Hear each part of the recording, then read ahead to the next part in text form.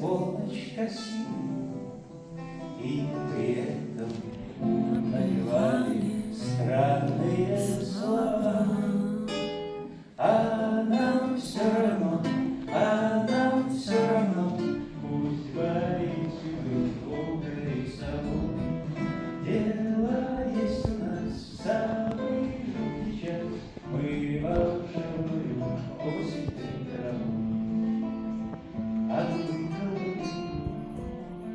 что-то шепчут в туман, у богатых полот чьи-то тени встают. Возят зайцы траву, рынь траву на поляне, и от страха все быстрее песенку пою. А нам все равно, пусть боитесь вы волка и сову. Дело есть у нас самый жуткий час, мы волшебную осень траву. А нам все равно, твердо верим мы в древнюю молву. Храбрый станет тот и раз в год, самый жуткий час осень траву. А нам все равно, станем мы храбрее и отважливо. Устоим хоть раз в самый жуткий час, все напасти будут рыть трава.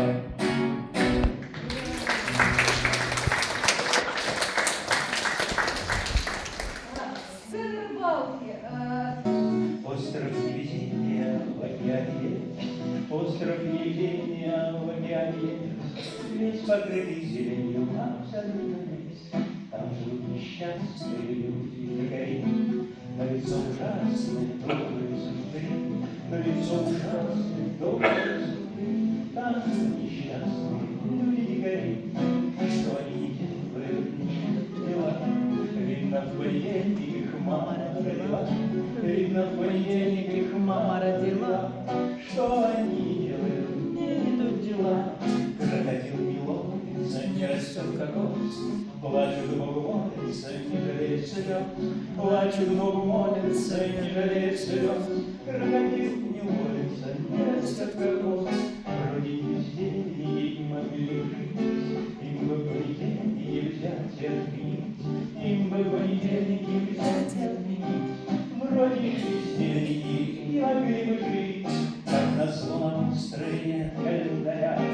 Ребятня взрослые, пропадать зря, ребятня взрослые, пропадать зря. На проклятом острове нет календаря.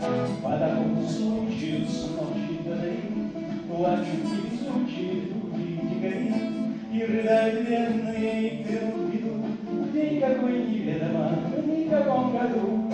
И рыдают бедные, и берут беду в день какой неведомо, в никаком году.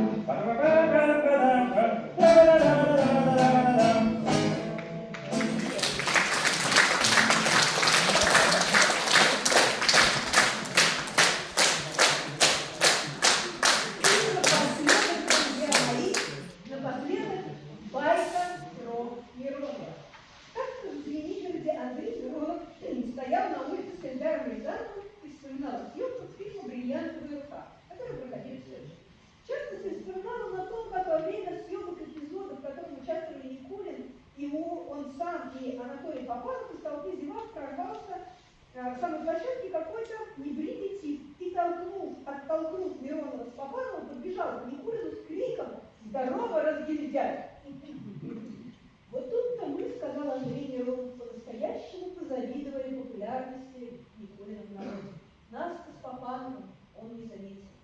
В это время мимо проезжал на велосипеде какой-то звенигородский обыватель.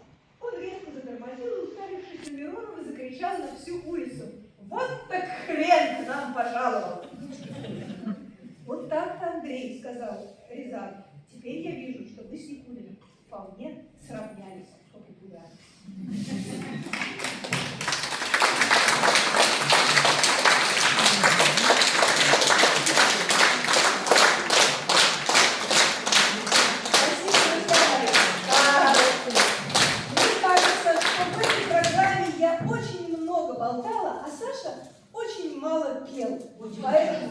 Поэт, пусть споет, пусть споет.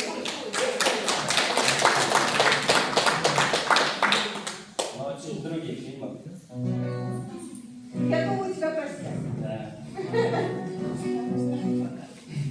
Нет, я не плачу и не рыдаю. На все вопросы я открыто отвечаю, что наша жизнь игра, и кто ж тому виной, что я увлекся этой игрой. И перед кем мне извиняться, не уступаю, я не в силах отказаться. И разве мой талант и мой душевный жар не заслужит скромный гонорар?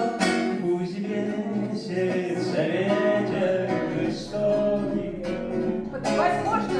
тумане житейских морей. Белеет мой парус такой одинокий на фоне стальных кораблей. Белеет мой парус такой одинокий на фоне стальных кораблей.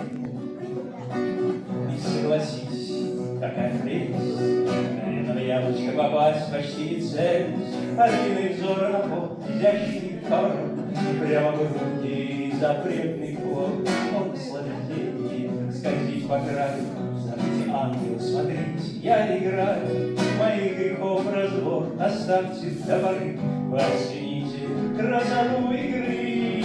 Пусть бесится ветер жестокий, тумане житейских морей. Белеет мой парус такой одинокий на фоне стальных кораблей. Белеет мой парус такой одинокий на фоне стальных кораблей.